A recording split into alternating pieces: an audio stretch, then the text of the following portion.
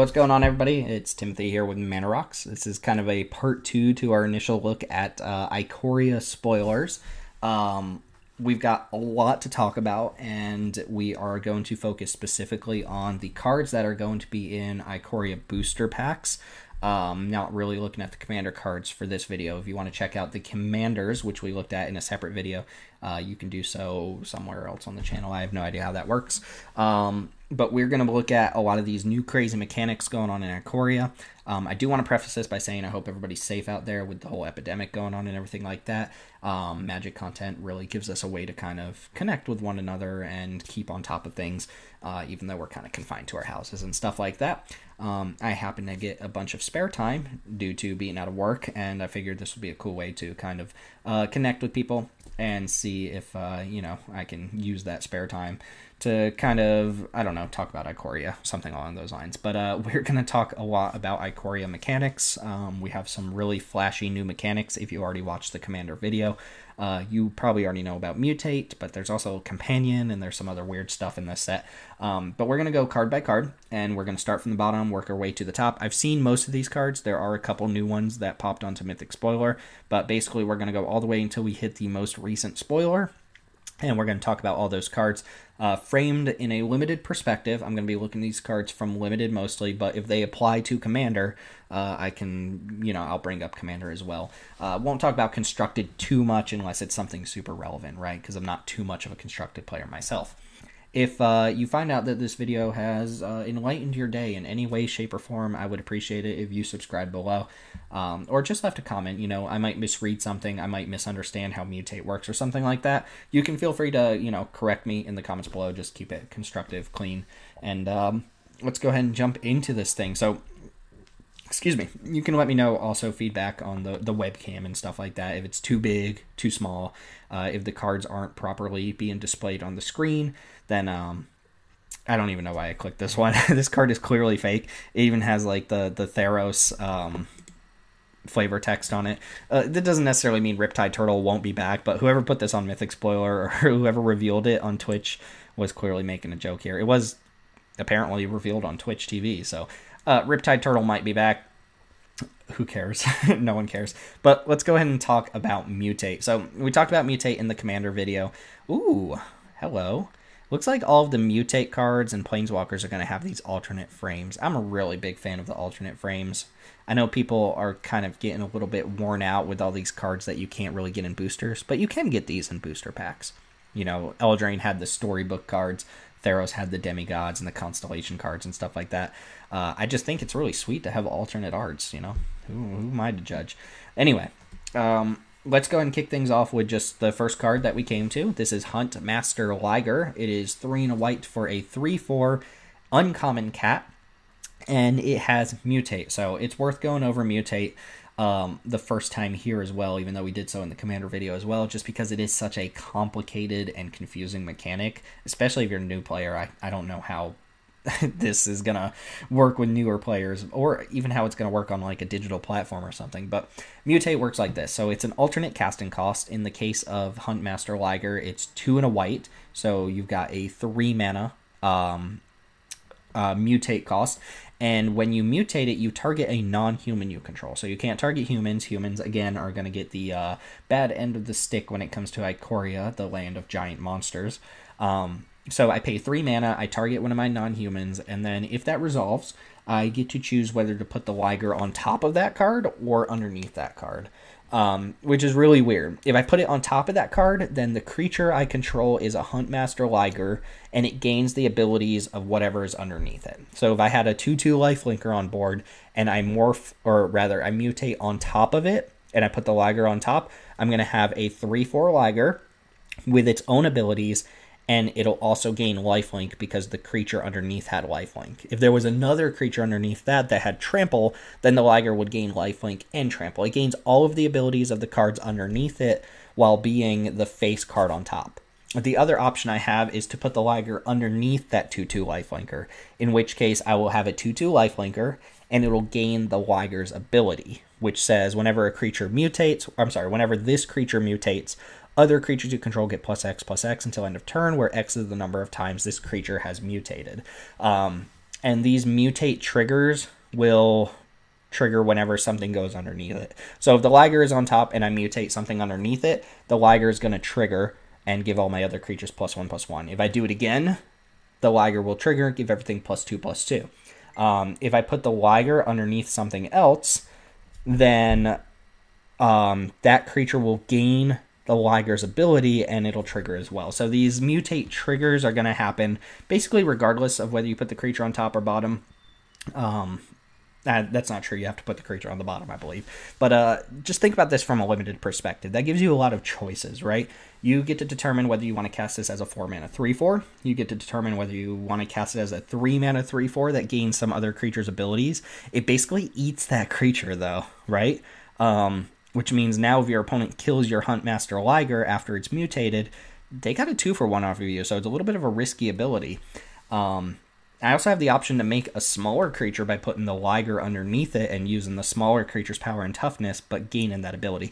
You know, stuff like that might matter if the mutate cost is cheap enough or something like that. So there's a lot going on with this mechanic. It is very skill intensive. It's like a 3-way split card where you can cast it as itself, you can cast it on top of another creature, you can cast it underneath another creature, and that just gives you like so many options. So I assume this is going to be a set where you are rewarded very heavily and limited for just knowing what the right option is, because there are a lot of options.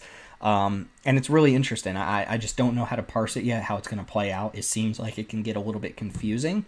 But this card alone, 3-mana 3/4 with some extra abilities, can't be that bad. And then, you know, it has these other split abilities. One thing I wanted to note here is that it works a lot like Bestow, where you can't get like punked if your creature goes away on the stack or something like that. So if I mutate targeting a creature and then my opponent kills that creature in response, my Liger doesn't just go to the graveyard and fizzle, it just comes out as a 3/4. Similar to how Bestow worked, where if I bestowed onto a creature and my opponent killed that creature in response, then I would still get the Bestow creature as just a regular creature, right? So that's kind of a quick synopsis of how Mutate works. It's not the cleanest description, but it's how I understand it to work. And why don't we go ahead and jump from Mutate into another very confusing mechanic. Companion is the other new mechanic for the set. And again, I'm sorry about the computer. It likes to make loud noises. You know, haters gonna hate, computer's gonna computate, whatever. But we have Karuga, the Macro Sage, the Big Sage. Karuga is 3 and Simic, so 5 mana total in Simic colors, some hybrid mana going on there. It's a 5/4 legendary dinosaur hippo, and it's worth noting that there is a hybrid legendary rare in each color combination for this set, and they all have companions, so there's one companion for each 2-color combination. And here's how companion works. It says, this one, for example, says, companion, your starting deck contains only cards with converted mana cost 3 or greater and land cards. Okay, so that's an option you have. If you put this card in your deck, you can ignore companion. It doesn't mean anything. But the way companion works is you can play this card from outside the game or in limited from your sideboard if you meet that companion restriction, right? So let's say you're building a limited deck, you have nothing but 3, 4, 5, and above, you have no 1-drops or 2-drops in your deck, then you can play Karuga from outside the game.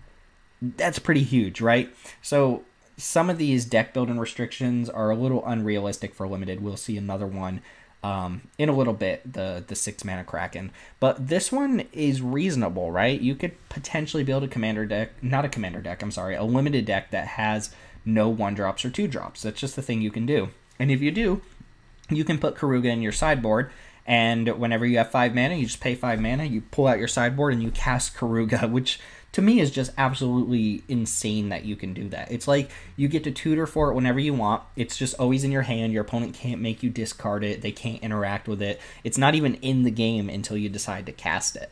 And your opponent just doesn't know. We'll see one that has flash here in a second, which just has its own implications.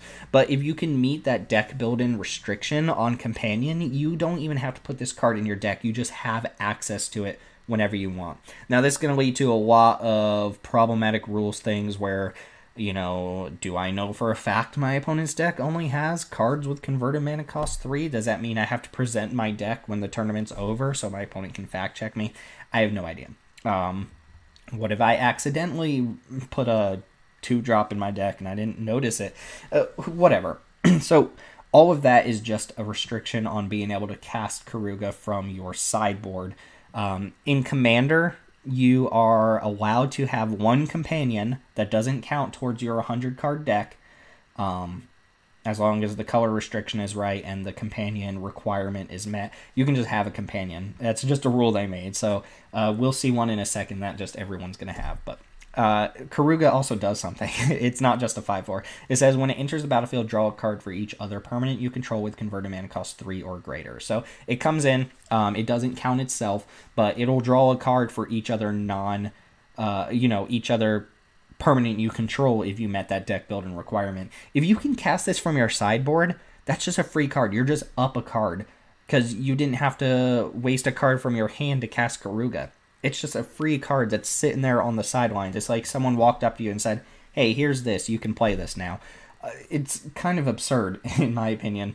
And this isn't like a game-breaking ability, but you're already up a card on Karuga, and then this thing comes into play and you can draw more cards. Now, let's say you just have to get 2-drops in your deck. You have a premium 2-drop. You don't want to cut that. You can still just play Karuga as a creature in your deck, and then when it enters the battlefield, you still get the enter the battlefield ability. And you can just ignore Companion completely. But the fact that you have that option is really crazy. And I can see some really sweet limited decisions coming up when it comes to cards like this, right? Do you cut your 3 2-drops from the deck so that Karuga is available from your sideboard? Or do you play your 2-drops because, you know, this is a fast format or something like that? Who knows? And this is one of the more realistic companions where the deck building restriction is something that can happen. In Commander, you know, you can't play your Soul Ring if you want this card as your companion. It does. You can't do it. You're not allowed to. It says so on the card. You can't play your Rampant Growth, your 2-mana rocks and stuff like that. So I don't see this being a popular companion for Commander, but it's an option. I've been surprised before. But that's enough about companion. We'll see some other deck building restrictions.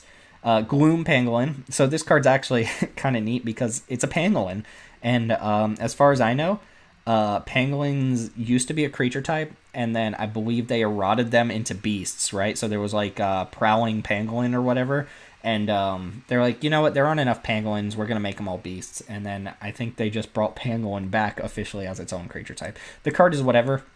All of the vanillas in this set are going to serve at least some sort of purpose, or the French vanilla is just, you know, a creature with a keyword and nothing else. They're going to serve a purpose because of Mutate, so you can mutate onto this and make a 1/5 with extra abilities, or you can mutate underneath this, or rather the other way around, right? You can, I guess this doesn't actually have any abilities to give, so you wouldn't mutate and put this card underneath it, but you could mutate and put that card underneath and have a 1/5 with the abilities of some other mutate creature. Who knows? High toughness mutate creatures seem like, or high toughness creatures seem like a decent base for your mutate cards. Let's get into one of the mythics. It looks like there's going to be a cycle also from the Khans colors. Oh, that's so sweet. Look at that. All right. Yeah, maybe you guys want to see it. Yeah, it looks like there's going to be at least 5 legendary creatures from the Wedge colors, all of which seem to have mutate and are like giant 6/6 flyers. So, you know, insane bomb rares. Whatever. Let's talk about this one, though. Aluna, Apex of Wishes. This is a Teamer commander. And again, I'm saying commander, but it's a Teamer legendary creature. It's in the actual Ikoria set. Excuse me. It looks like a dragon, but it's not a dragon. It is 2 green, blue, red for a 6/6 flying trample creature. And it says whenever this creature mutates, exile cards from the top of your library until you exile a non-land permanent card. Put that card onto the battlefield or into your hand. That's pretty cool. Again, in order for that trigger to happen, you have to either mutate this onto another creature, in which case that creature will have this ability and it'll see that it's mutating and it'll trigger, or you have to play a Luna straight up, in which case it doesn't have that ability, and then mutate another creature underneath a Luna. I guess you could put it on top of a Luna as well, and you'll get the mutate trigger either way. But a Luna has to be on the battlefield already if you want it to be the base 6/6, or you have to, it's really confusing, right? Basically, you're going to get that mutate trigger anytime you combine a Luna with another card, whether you put it on the top or the bottom, because that ability is going to be relevant. Or that ability is going to be there. It's worth noting that this mutate cost is actually more expensive. Some of them are cheaper, like we saw with the cat just a couple minutes ago. This one is 3 blue and a Gruul hybrid mana, so it's a little bit flexible as far as what colors you can play it in. And it's actually neat too, because in limited, this means you could be playing like a blue-red deck with no green in it at all. You can never cast a Luna, but you can always mutate it, right? So it gives you some flexibility to have this 3-color monster, this big 6/6 flyer with this ridiculous ability. But if you're not playing all 3 colors, or you have no mana fixing, you can actually just, you know, play maybe 1 green source, but just to have this in your blue-red deck and have the option to mutate it. It's also a beast elemental dinosaur. Again, we mentioned the other elemental dinosaur in the commander decks.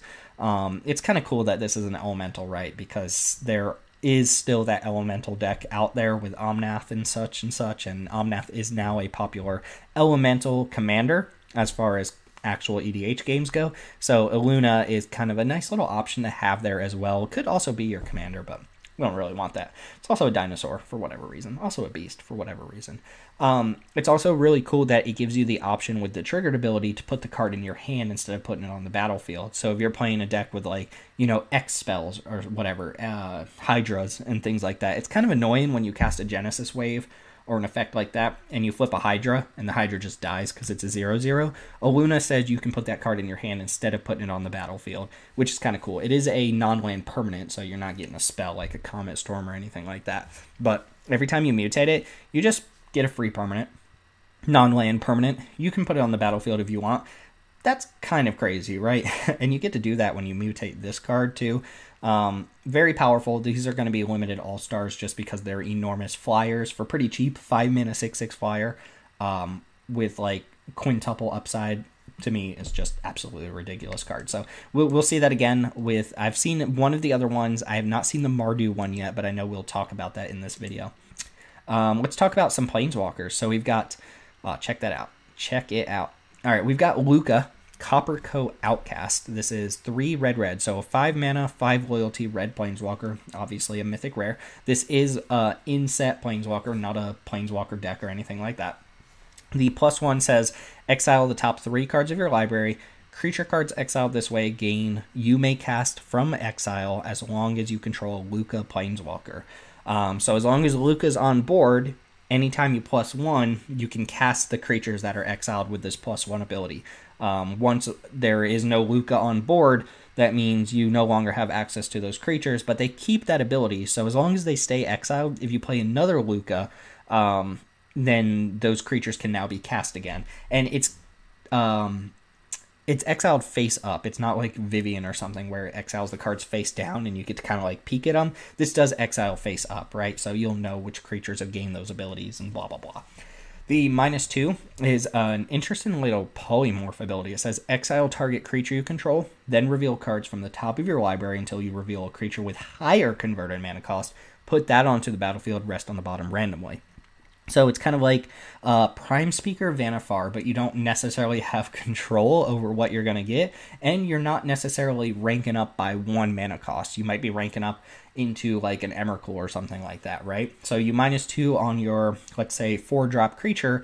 The next creature you hit that costs 5 or greater is going to enter the battlefield, and you don't get to choose what that is. It's just the very next creature, right? So you're always going to get something that costs more, whether or not that's actually a better creature or not. Depends on how you built your deck. But that's a really sweet ability, because the problem with polymorph and polymorphing your own creatures is that sometimes you actually downgrade your creature, right? You polymorph your 4-drop and you hit like your 1-drop mana elf or something like that.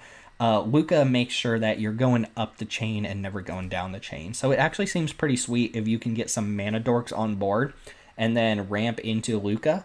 And then use Luca to turn your mana dorks into actual creatures. Could be very powerful effect. And it's a -2, so you can do this twice in a row. You can even rank up the same creature twice, which is pretty cool. For limited, this seems like it's going to be an all-star. It takes up to 6 while putting extra creatures on layaway that you can just cast the next turn, right? It's not very often you're going to be able to go Luca, play a creature off of the exile effect. But, you know, taking up a Planeswalker to 6 means that it's got a pretty good shot of living to the next turn, and then you can start casting cards out of exile. You could even use the -2 unlimited. You know, the difference between a 5-drop and a 6-drop in limited is usually pretty significant, although you don't normally want to exile your 5-drop. So maybe if your opponent has a pacifism or something on your creature, you can -2 it. The -7, it's kind of a win type effect. Doesn't necessarily win the game, but it says each creature you control deals damage equal to its power to each opponent. And that's each opponent, which is pretty sweet. But all your creatures get to just punch your opponent in the face, which is pretty sweet. In a commander game, that's probably not going to win the game, but in a limited game, yeah, that's probably going to win the game, especially since you went ++- and your opponent is now dead. You probably cast a bunch of creatures along the way. Lucas seems really strong. For limited, it doesn't actually protect itself super well, because it doesn't necessarily make a creature the turn it comes out. You can -2, but that requires that you already have creatures on board. If you're getting something out from underneath a pacifism, which is in the set, then that's actually extremely powerful ability. But Luca does require that you build a deck with just tons and tons of creatures, but if you're playing limited, you're already doing that. So Luca seems sweet, and again, I just like when there are new Planeswalkers. I like having new faces in the game, because that means you can get new iterations of them later on and stuff like that. Vivian is up next. Vivian, Monsters Advocate. This is 3 GG, 3 green, for a 3 loyalty Planeswalker. So this one starts off pretty low, but it has some passive abilities, which okay, they're still doing the passive abilities. I'm not sure we should be doing that anymore, but look, this isn't a game-breaking card. It says, you may look at the top card of your library and you may cast creature spells from the top of your library. So that's just a nice little ability.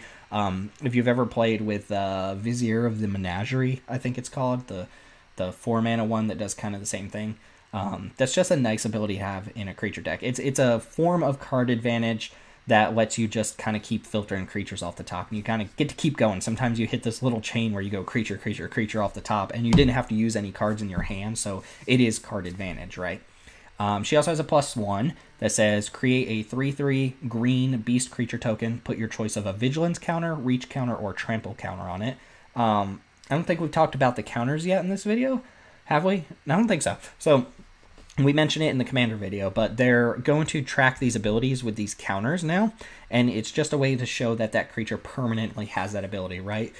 Previously, you would have an effect that said, you know, this creature gets +3/+3 and gains trample until end of turn. Well, what if they wanted that trample to be permanent? It'd be really weird if they said this creature gets +3/+3 until end of turn, it gains trample, which would mean it permanently has trample, but it's kind of hard to track that, right? Think there's this card called Chance for Glory, which just says creatures you control gain indestructible, and then you lose the game on your next turn or whatever. Those creatures permanently have indestructible, but people just kind of assume that it's till end of turn. But if the card doesn't say until end of turn, it's permanent, right? Now, these counters are going to be used to kind of track that and show that it permanently has the ability. Back to Vivian, though, like +1, make a 3/3, probably with reach or trample, vigilance, whatever. Sounds familiar, doesn't it? Nissa, who shakes the world, pluses to make 3/3s out of your land. Now, granted, Nissa also gives you like infinite mana, so Nissa's certainly a better card than Vivian, but it's very reminiscent. Let's just put it that way. Vivian also has a -2 that says when you cast your next creature spell this turn, search your library for a creature card with a lesser converted mana cost, put it on the battlefield, then shuffle your library. Also card advantage, right? You just get a free creature? Like, what? So, let's say you go Vivian. This is kind of dream scenario, but it's a thing that can happen. You go Vivian on turn 5. On turn 6, you go -2 Vivian, cast a 6-drop from your hand. You're going to get that 6-drop, but on top of that, you also get to search your library for anything that costs 5 or less, any creature that costs 5 or less, and just put that on the battlefield for free. So, you get to kind of like do this little cascadey type thing, but you do have control over this one, unlike Luca. Another creature-based Planeswalker. This one has a really cool passive ability. The thing that makes me wary about Vivian is that she pluses, and she does make 3/3s, which are good ways to defend her, but she only pluses up to 4 loyalty on a 5-mana walker, and does not do that much else outside of that, but if she lives a turn, you should be able to go off with her, which is kind of good. Not too often that you'll be able to play Vivian -2 and cast another creature that turn. So Vivian is definitely one of those walkers where you're going to have to plus it and then minus it, maybe -2 it again. and do what you can. The fact that the beast creature token can gain reach is pretty nice, though, since it does protect it from flyer. So Vivian, limited all-star for sure. This is going to be one of the best cards in the set. There's no way it's not. And yeah, I'm excited to see whether this one actually makes waves next to Nissa, who shakes the world. Moving right along, we have Godzilla. All right, so this says buy box promo. I haven't read up on this. I don't know how you obtain this. I saw another one too, so there's more than one. Also, I'm guessing this is a standard legal card. You won't be drafting it, but Zolortha Strength Incarnate, is that like a reference to Godzilla? I don't know. Help me out here. Like, I don't know what this means or how you get this card, but I'm going to read it anyway because I'm assuming you can play this in Commander and Standard and so on and so forth. Not limited, but it's 3 red-green. Godzilla is Gruul. Yeah, that makes sense. Godzilla is a 7/3 trample. 5 mana, 7/3 trample. It's pretty beefy. And it says lethal damage... lethal damage dealt to creatures you control is determined by their power rather than their toughness. I think this card is super sweet. It's like a reverse Doran or a reverse Arcades, right? Those cards say that creatures you control deal damage based on their toughness. Zolortha says creatures you control take damage based on their power. So essentially the power is going to substitute for the toughness, right? So this is 7/3, but it's almost always going to be functionally a 7/7. If I give it -3/-3, then it just dies, right? Because that's not damage, so that doesn't count. But if I deal 3 damage to it, I still got to deal 4 more to it because its power is being used to determine whether lethal damage is dealt or not. Really sweet card. I assume if this is like your commander, you want to build a deck with a bunch of like 6/1s and 7/1s. I don't know what that deck looks like, but I think this is such a cool design. I don't know how you get this card. I don't know. It says buy a box, so I assume you buy a box and you get this Godzilla. But I don't know what restrictions are on it or what the deal is with Hasbro or whatever that's going on with this card and the other Kaijus, but it's cool. And we definitely need to read it, whether we can play it or not. Moving on, we have Luminous Broodmoth. This is a mythic rare from the set. It's 2 white for a 3/4 insect. Just an insect, not a nightmare insect or anything cool like that. Luminous Broodmoth, 4 mana, 3/4 flyer. Already pretty good card when it comes to limited. Got some combo potential here. It says whenever a creature you control without flying dies, return it to the battlefield under its owner's control with a flying counter on it. So it'll now have flying, and then if it dies, it's permanently dead, right? This is a really powerful card for limited. It basically says all of your non-flyers get a second lease on life. If they die, they're coming back to the battlefield. Can't really do too much about it. Obviously, the Broodmoth can die, and then you don't get to do that. But all of your creatures just reanimate themselves, and they come back better. They come back with flying, right? It doesn't work on creatures that already have flying, but it works on everything else. And what else can you ask for, right? It also says non-token, it does not say non-token, which is annoying because it'll trigger on tokens, but whatever.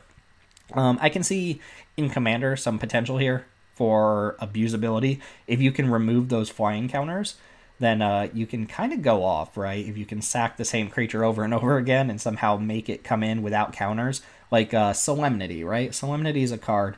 I don't know if that affects your opponent only or if it affects you or what, but Solemnity is the enchantment that says counters can't be put on creatures, so Broodmoth and a sack outlet means that you can loop the same creature over and over again. Something along those lines. I'm not sure if that would work or not, because I'm not sure if Solemnity affects your creatures or if it's just opponents, but it's just an example that came off the top of my head. As far as limited goes, this is just going to be a powerhouse. Even if you're not looping creatures, you'll play a 4 mana 3/4 flyer all day long and be very happy about it.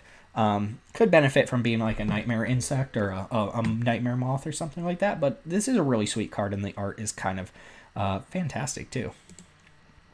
What do we have next? Zagoth Mamba. Alright, Zagoth Mamba. Black mana, uncommon, Nightmare Snake. It's a 1/1, so 1 mana, 1/1, uncommon, we're assuming has to have some sort of added ability. And it does. It says, whenever this creature mutates, target creature an opponent controls gets -2/-2 until end of turn. Okay, so that's pretty sweet. This gives you disfigures whenever you mutate this creature. And again, that means you just attach a creature to this with mutate, right? This creature itself doesn't have mutate. So that means you have to mutate onto this creature in some way, shape, or form. But it's a nice little kind of build-around card for Limited. And it kind of reminds me what they've been doing a lot with these one-mana build-arounds in the last couple sets. You know, Throne of Eldraine had a Edgewall Innkeeper as your kind of like adventure payoff. And Theros Beyond Death had Hateful Eidolon. Just these one-drops that really pull work when you build a deck around them. And I think Zagoth Mamba is going to be pretty good too. Remains to be seen how cheap some of the mutate costs are going to be. The cheapest I believe I've seen is 3 on the cat. Most of them seem to be upwards of 4+ mana, since they tend to be on bigger creatures. But if there are any cheap mutate costs in this set, then Zagoth Mamba is probably going to be a key card in Limited for those mutate decks. And we can already see Biforce Mutate happening, right? It's just going to be a thing. Moving on, Cyclone payoff. So we have Drannith Stinger, 1 in a red for a 2/2 common human wizard. Whenever you cycle another card, deals 1 damage to each opponent. Boom. And it has Cyclone for a single colorless mana. So I think this is the first Cyclone card we've seen from the set. But Cyclone is just amazing. If you have not played with Cyclone, you are going to love it. It just makes games run so smoothly, especially when the Cyclone is on some of your more expensive cards. Because what that means is you can cast your expensive card once you hit 7 or 8 mana. We'll see an 8-drop here in a couple minutes. But sometimes you get stuck on mana. You're not going to reach 8. This card is just rotten in your hand. Cyclone lets you turn that into something else so that you can progress the game and kind of get things going, right? Cyclone for a single colorless mana is all you can ask for. If you draw this early, you can kind of go off, I assume. There are Cyclone payoffs besides this in the set. We've already seen a Cyclone Commander, so I expect to see more of that. But if you draw this in the late game and it's not relevant, just cycle it away, draw into something else. So Drannith Stinger, 2 mana 2/2, a bear with upside and Cyclone, is just very versatile for a common, and I expect to see more of this, more Cyclone stuff in the Jeskai colors. Excuse me. Fully Grown. We just referenced this card a second ago. Also, look at his little tentacle arms. He's like, hey, man. 3 mana, 2 and a green for an instant. It's a common. Gives +3/+3 until end of turn. Put a trample counter on that target creature. So you've got kind of your 3 mana Giant Growth. 3 mana, +3/+3 and trample until end of turn. We've seen that card before. There was Awaken the Bear in Cons. There was Crash the Ramparts in Ixalan.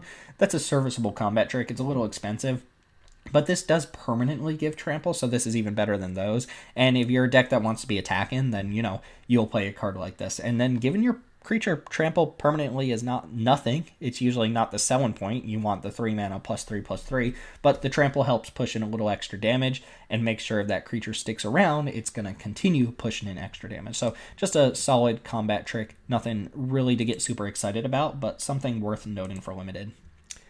Mosscoat Goriak is 2 and a green for a 2/4 with Vigilance. It's a common beast. And those are pretty good stats. 3 mana 2/4 is respectable. Given it Vigilance doesn't change my evaluation of the card too much, but it's a nice little bonus. Again, we said this earlier with the Pangolin, the 1/5, that just kind of these vanilla or French vanilla creatures are going to be relevant for the purposes of, I keep wanting to say morph, but mutate, right? Because you can mutate onto this.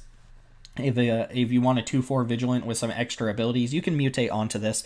Or if you just want to give Vigilance to one of your other creatures, you can mutate the card on top of the Goriak, and it'll gain the Vigilance from the Goriak. So by itself, it's a serviceable kind of filler vanilla creature, but it has an extra little bonus when it comes to mutate.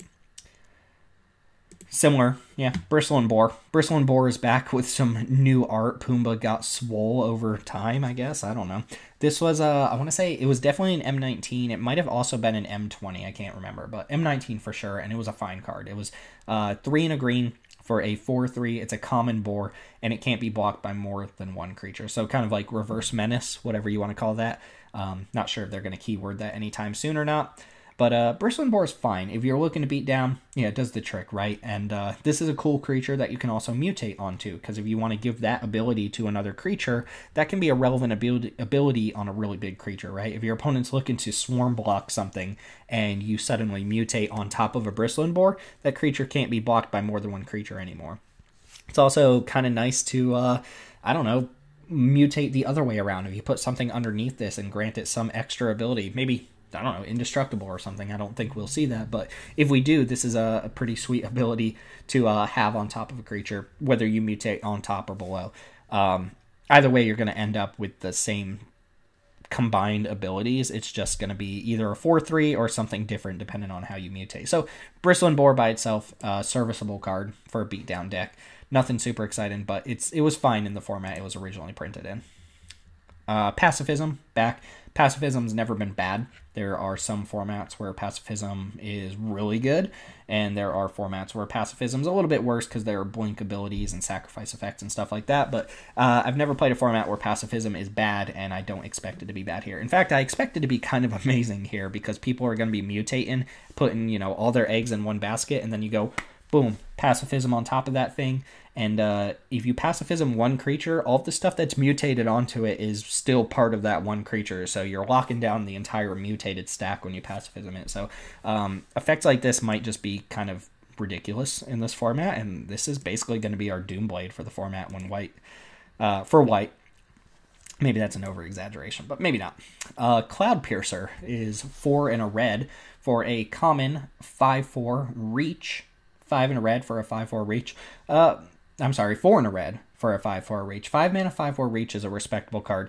Whenever it mutates, you may discard a card and draw a card. So you've got a rummage ability attached to its mutate trigger. And this one has mutate for 3 and a red. So it's actually cheaper if you mutate this onto another creature. And it's a 5/4, so oftentimes you will be putting Cloud Piercer on top of whatever you're mutating.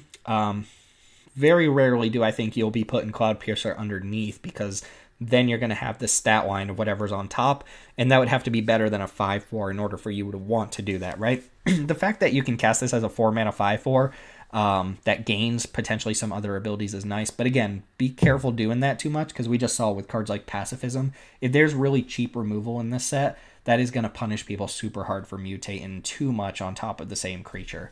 But Cloud Piercer's fine. I don't put too much, emphasis on the triggered ability because it's rummaging, not looting. And rummaging is fine, but when you get to your 5 mana card, you've probably used all your lands. You're probably close to empty-handed. It's a nice little play to have extra little ability, and a 5 mana 5/4 reach is already a decent enough stat line that this card seems playable. This is a common. This is really strong for a common, and having this versatility attached to commons in this set means that, again, there's going to be a lot of skill testing when it comes to playing Ikoria Limited. Moving along, away from the dinosaur, we clicked Cloud Piercer again. You want to hear about Cloud Piercer again? No, I want to hear about Garuda. There, you on screen? All right, this is another companion. This is our Dimir companion. Garuda, Doom of Depths. 6 mana total. 2 of it has to be blue-black hybrid mana. It is a legendary Demon Kraken. It is a 6/6. So 6 mana, 6/6 legendary. The companion restriction, remember, companion only matters if you want to keep the card in your sideboard and have the option to cast it from your sideboard. Or in Commander, you can just have it outside the game. But this is a really strict deck building requirement. So the companion requirement says your starting deck contains only cards with even converted mana costs. Only even, no odd, no Soul Ring. I'm sorry, you can't play Soul Ring. All of these companions don't want you to play Soul Ring, I'm sorry.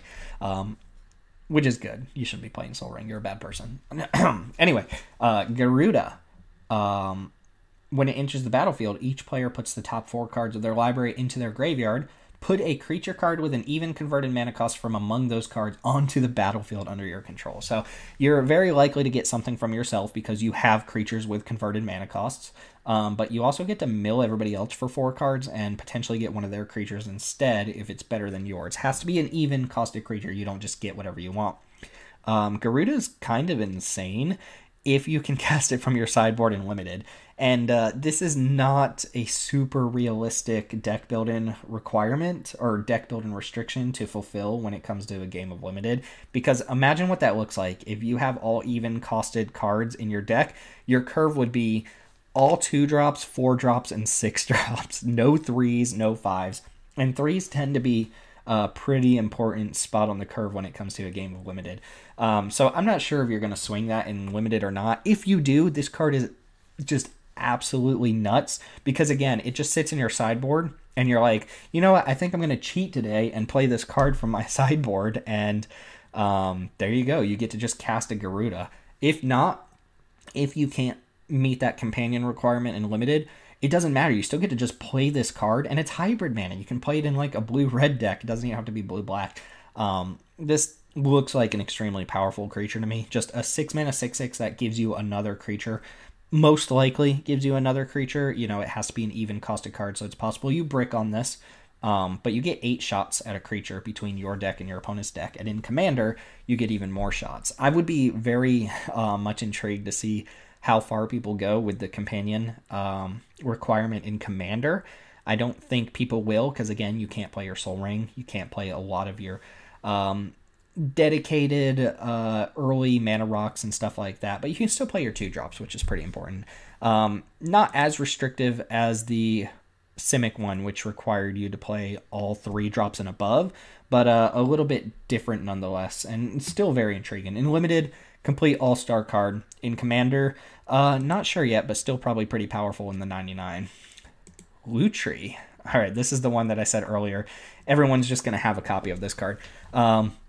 Lutri, the Spell Chaser. This is one Is It. So this one is your Is It hybrid card. 3 mana total. It is an Elemental Otter. Yeah, and its companion, get ready for it. The companion requirement is that each non-land card in your starting deck has a different name. What does that sound like? Each card in my starting deck. Yeah, Commander, right?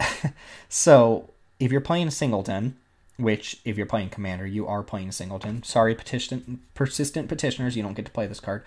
You can just have Lutri as an extra card. And remember, it doesn't count towards your 100 cards. It doesn't count towards your Commander. It's just an extra card you can play. So if you're playing Is It, and you're playing a game of Commander, then you should just be packing a copy of Lutri, because it's a free card that sits there outside the game that no one can interact with or stop you from playing. It can be countered. You know, it can be interacted with once it's cast, but they can't discard it. They can't stop you from doing anything with it. It's just there. So if you're playing a 100-card deck, you're playing Commander, and you're playing Is It colors, and you're not playing Persistent Petitioners, you should just have a copy of this card with you at all times, because it's just a free card that you can play. It does cost 3 mana, and it has Flash, and it says when it enters the battlefield, if you cast it, copy target instant or sorcery spell you control, you may choose new targets for the copy. So you get to kind of fork one of your own spells, kind of like Narumeha, if you will, something like that. A dual caster mage for your own spells, which is a good ability to have on just a free card, right? You may go through an entire game not playing this card because you never had enough mana to cast a spell and then flash this in and copy that spell, but it's still an option that you have that doesn't cost you anything, right? In Commander, this costs you nothing. So maybe the interesting thing is to talk about this card in Limited. A lot of decks you can make in Limited that, you know, don't have repeated copies of that card. And if you don't have any repeated copies of cards in your deck, then you can just have Lutri sitting on the outside, and whenever you cast a spell, you can just flash this in and copy your spell, which is a nice little ability to have. This is kind of broken in Commander because it doesn't cost anything, but in Limited, it's a little bit less broken because it is still a 3-mana spell on top of whatever you're paying for the spell, right? That being said, it's a 3/2 flash. Can you imagine just you have no cards in your hand, you have nothing on board, your opponent attacks with a creature, and you're like, okay, pick up your sideboard, flash in this 3/2 and block. Like, what? You just cheated. You took a card out of your sideboard and blocked with it. And it's like, no, I didn't cheat. I just companioned it, which is kind of crazy. So Companion's super interesting when it comes to Limited. And Commander, I think this, I haven't seen all the Companions yet. This is our 3rd one, I think. It's potentially, you know, the other ones have really real deck building requirements to them. This one does not. It just asks that you're playing a game of Commander. So it's so interesting to me, but I do expect this card to see a lot of play in Commander and everyone to just have their copies of Lutri in the side. Companion. All right, let's move along. We have Void Beckoner next. This is a pretty nice card for a Limited, and that's about where you'll see it. It is 6 black, 8 mana for an 8/8 uncommon nightmare horror. It has Death Touch, So 8 mana, 8/8 Death Touch. I love when they put Death Touch on giant creatures because it just so doesn't matter. It has Cyclone for 2 and a black. Again, Cyclone is just an amazing ability to have up top of your big creatures. It means you can put more creatures like this in your limited deck, have more late game power. But if things need to kind of progress in the early game, you have Cyclone to kind of make up for the fact that you just have a bunch of expensive cards in your deck. And it has a triggered ability. It says when you cycle Void Beckoner, put a Death Touch counter on target creature you control. Probably figure out what a Death Touch counter does. This is nice, right? Think about an instant that said target creature you control gains Death Touch until end of turn, draw a card. That's basically what this is, and it gives the creature Death Touch permanently. So, you know, if you have your 1/5 on board, your little pangolin, and your opponent's just attacking into you all willy-nilly, and you cycle this, it's like a combat trick, but the Death Touch is permanent. So if you can eat a creature and keep your creature on board, that's going to be pretty powerful. So I think Void Beckoner is a strong card. It's got a nice little surprise factor to it. You can't counter that ability, right? Unless you can actually literally counter an ability. It's all triggered abilities and activated abilities with cycling and whatnot. So it's not like a counter spell saves them. And I think this will get people early on until it kind of becomes a part of the format, right? This is basically a combat trick. You know, 8 mana, 8/8 Death Touch. If you have 8 mana, that's a real card. But in the early game, this is more of a combat trick that I think is going to surprise people early on in the format. All right, another one of our mythics. I have seen this one. Check that out. It's so cool. Elemental Dinosaur Cat. All right, Vadric, Apex of Thunder. This one is Jeskai colored, and it's only 3 mana, so blue, red, white, for a 3/3 with flying and first strike. You know, that's 1 haste away from being a Mantis Rider. It says, whenever this creature mutates, you may cast target non-creature card with converted mana cost 3 or less from your graveyard without paying its mana cost. So non-creature card, 3 or less. Basically, you get to cast a cheap spell from your graveyard whenever this thing mutates. And again, that's whether you mutate onto something else or whether this is already on board and you mutate underneath this creature. A lot of times, I think you will probably mutate underneath this creature, but it grants flying and first strike to whatever you mutate it onto. So that's not irrelevant either. The mutate cost is only 4 mana. It's 1 red, and a split Azorius mana. So you have a little bit of control. Again, this is a Jeskai card, but you can play it in an Izzet deck, an Azorius deck.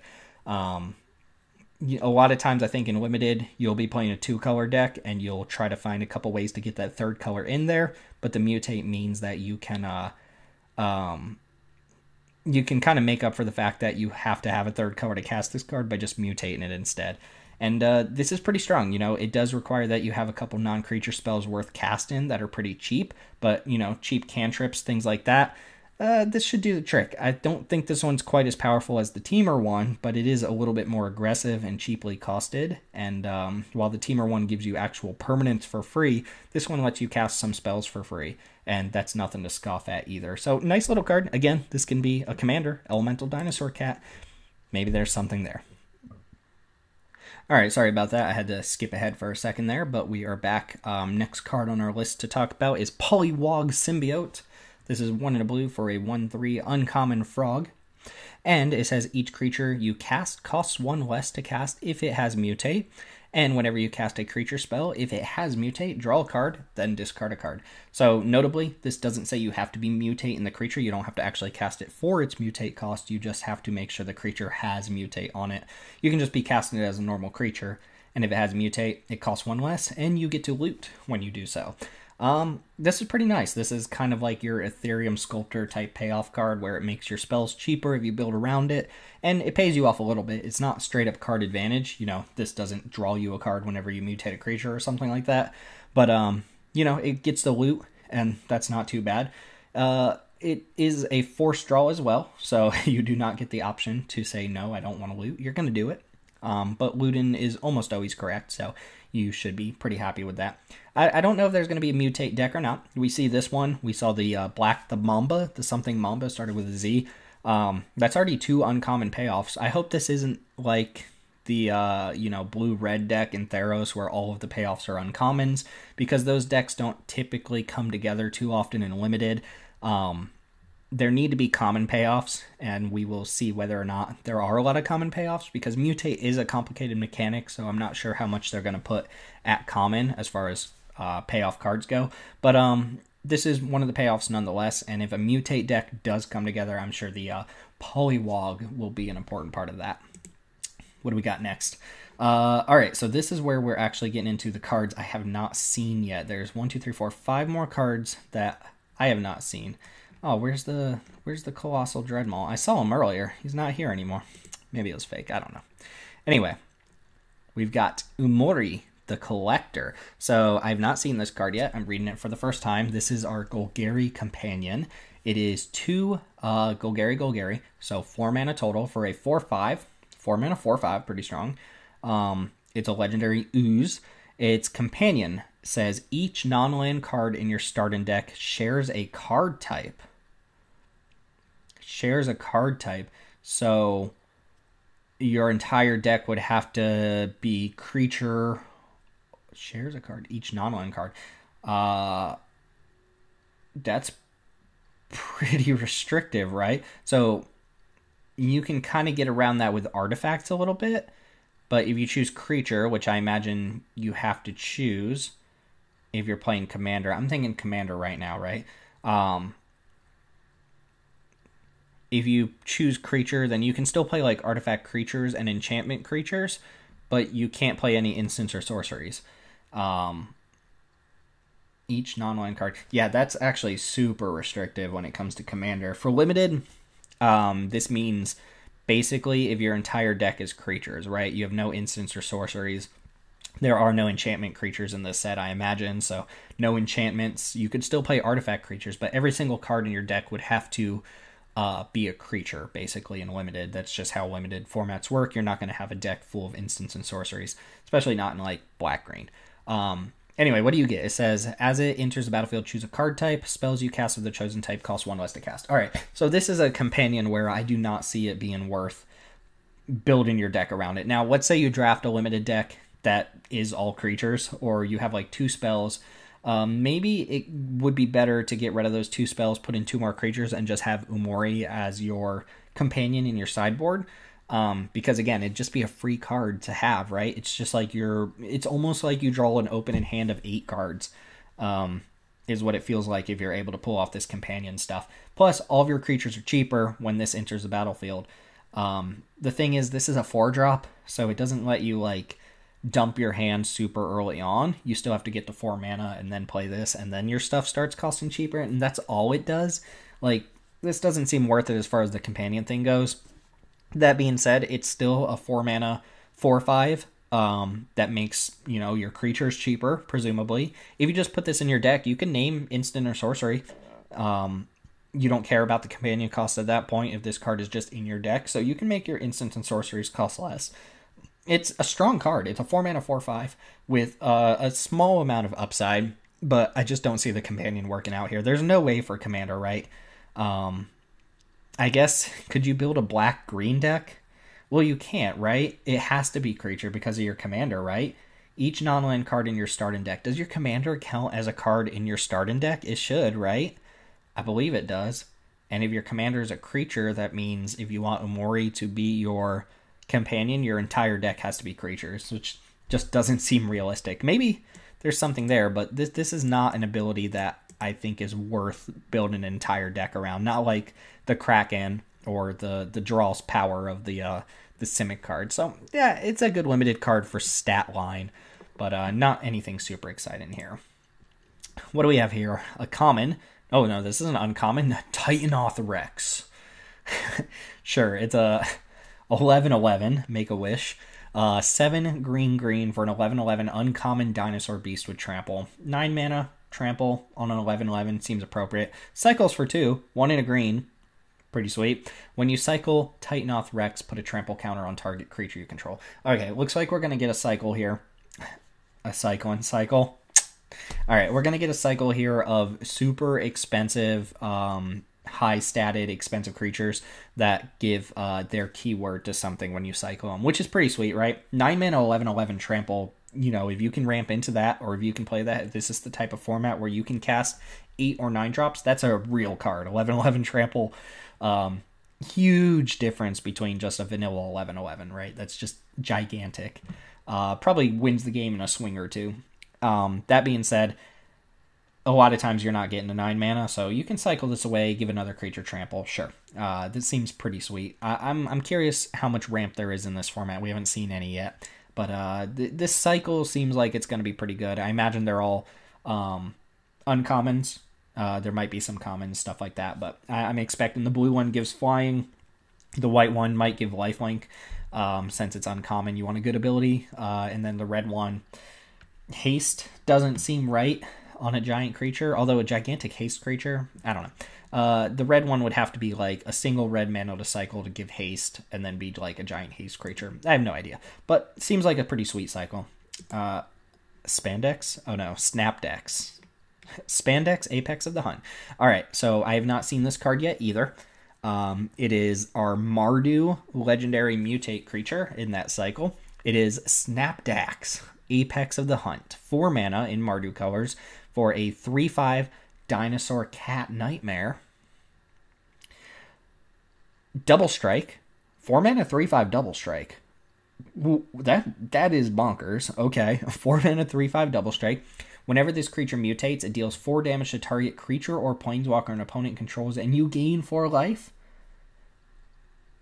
What? You get to Flame Tongue Kavu something every time this mutates.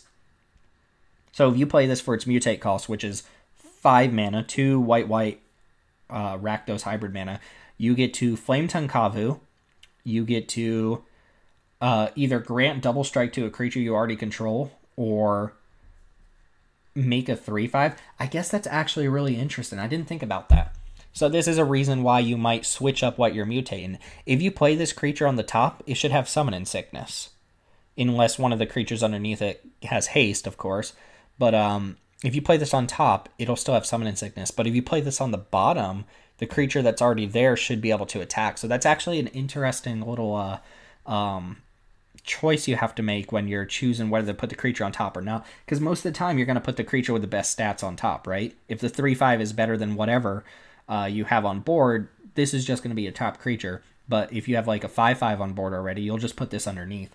But if you put the 3/5 on top, you don't have Summon Sickness. But this just gets to deal 4 and gain 4 every time it mutates. Yeah, this is one of the ones where you're just going to stack mutate creatures on top of it and win the game. Very powerful. I can see this being relevant for Standard. This is pushed for Standard. It's basically a 6/5 for 4, and you mutate for 5. You get to just, like, Flame Tongue Kavu something. Dinosaur Cat Nightmare? What is going on? This card seems...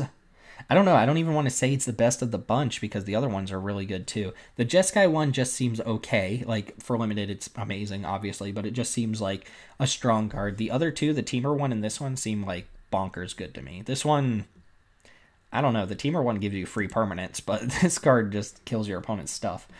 All right, 2 cards left. We can skip over Essence Scatter. 1 in blue, counter target creature spell. Mutate. Cast this spell. It is a creature on the stack, so you can Essence Scatter a mutate creature, which is pretty nice. And then we've got another Godzilla card here. Gemus, the Destroyer? Gemus? I don't know. You're going to have to help me with the Godzilla stuff. I don't know what's going on. This says 376. This is another one of those Godzilla cards. So I don't know if these cards are going to be in the set. I'll try to look them up, and then I'll have more information for the next spoiler video tomorrow as to what's going on with these cards. But this one is 4 mana for a 4/4. So 3 and a green for a 4/4. Reach and Trample. Mutate for 1 GG. So 3 mana to just stick a 4/4 on top of something. It says whenever this creature mutates, destroy target artifact or enchantment an opponent controls. Okay, so you've got kind of interesting. It's like a Reclamation Sage. You've got a Reclamation Sage. This is not a dinosaur, it's a beast. Interesting. Anyway, whatever. You basically get to mutate onto something and then Reclamation Sage something. And it costs the same amount as Reclamation Sage, but the difference is that you're making a 4/4. There was this card called... oh, I'm sorry. You can't see the card. You can't see the card. I'm so sorry. There was this card called Conclave Naturalist in Magic Origins, which was a 5 mana 4/4 Reclamation Sage. And it just doesn't get played because, Reclamation Sage is more efficient and easier to search out with some cards. But, Angurius or Gemus, I don't know. There's a lot going on here. Matador Blindado is potentially a 4/4. You do have to have another creature on board in order to mutate it, though. And if you just play this straight up as a 4-mana 4/4, you don't get to destroy something. But I don't know. Let's go ahead and hold off on the dinosaur, kaiju, Godzilla stuff, because I'm not sure how you acquire those cards or if they're going to be in standard sets. Ooh, and look at that. We got a couple other cards to talk about. Brokos. All right, so let's go ahead and cover these because we're here, and we'll leave it at that.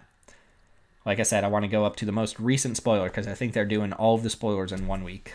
Grim Dancer, 1 black. Sweet art. It's a nightmare, 3/3 uncommon. So 3 mana, 3/3 uncommon. When it enters the battlefield, it enters the battlefield with your choice of 2 different counters from among a Menace, Death Touch, and Lifelink.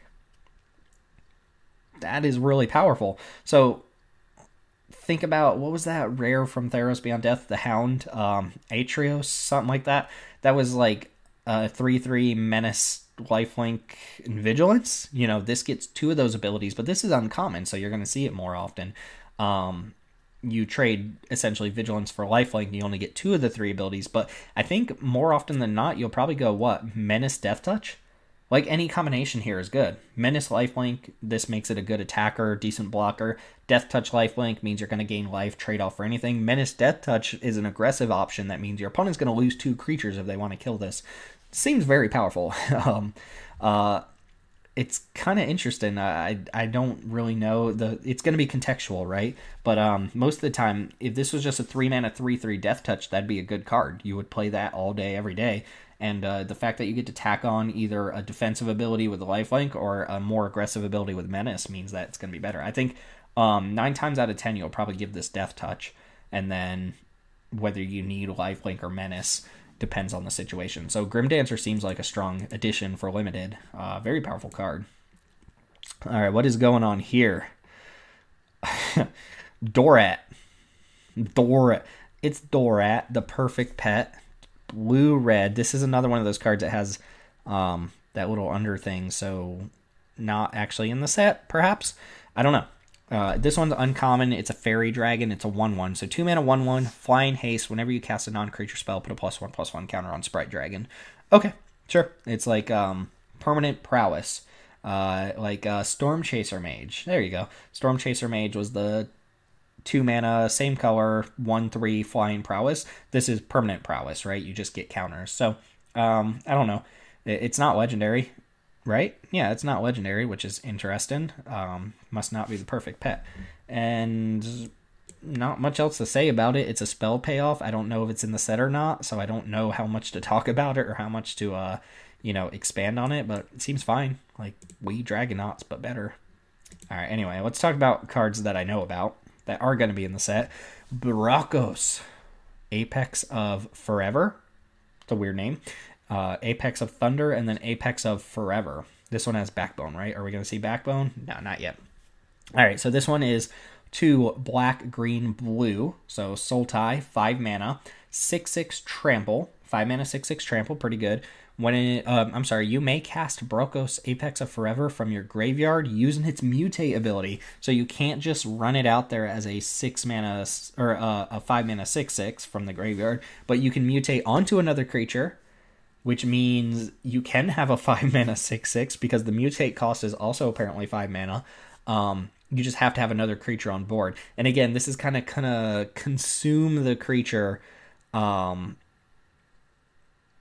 that you mutate onto, right? So if you have an empty board, this is kind of stranded in your graveyard until you can get a creature on board. And it has to be a creature that you're willing to kind of overlay, right? You have to mutate onto that creature, whether on top or underneath. But this seems powerful. It's a recursive threat. Your opponent's going to have to deal with it. They can't ignore a 6/6 trample forever. And as long as you have other creatures that you're willing to essentially sacrifice, you can keep bringing Brokos back from the graveyard. It's a Nightmare Beast elemental, so more elemental stuff.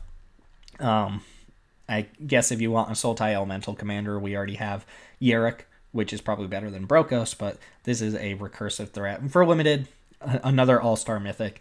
Just 5 mana, 6/6 trample, already a card you're always going to play, and then one that basically can't be dealt with unless it's exiled. Seems pretty ridiculous. So, yeah, that is 4 of the 5 legendary I guess you want to call it the Mutate cycle, the Mythic Mutate cycle.